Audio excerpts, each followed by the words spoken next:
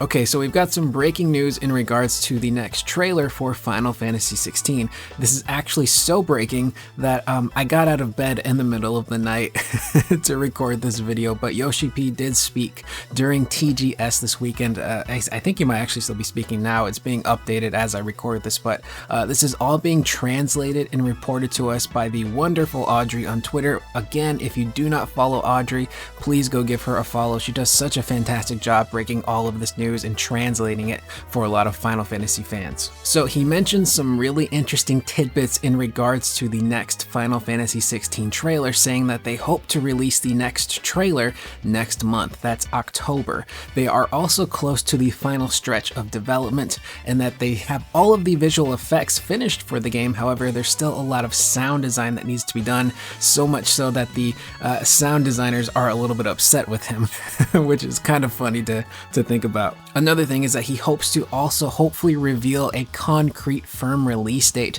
for the game next month when they announce the new trailer. It's not for certain, but he's hoping that around that time he can give us a much more concrete answer on when the game is going to come out, other than just summer of 2023.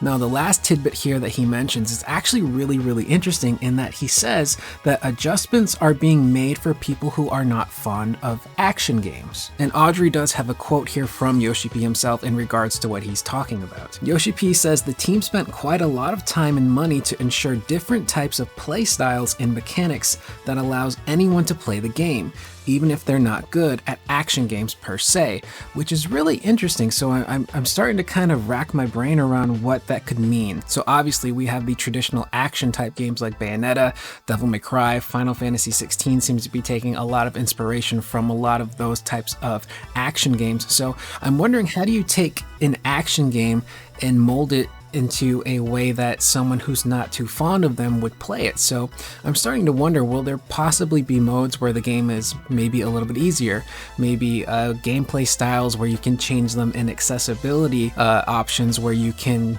have one button presses that do really cool things? Are they going to have a mode where maybe Clive controls himself and you just issue him commands? I really don't know. That's actually very interesting to hear Yoshi P say that. So I'm curious as to what they've done to ensure that a number of different gamers can play this, even if they're not overly fond or good at action games. So that one's got me really curious. I'm hoping by the time next month the trailer hits, we'll get more information on that, because I really would love to see what they're doing. And finally, this one's really exciting. He says that feedback from beta testers has been really positive, so much so that they are describing the game as a roller coaster ride where once you get on it, it goes full throttle and just does not stop or let up, which is really cool and exciting. So hopefully that means that as we are playing this game, there will not be a lot of downtime. I really hope it's one of those games that really just hits you with the story as you go, and it doesn't feel like there's any slow moments or any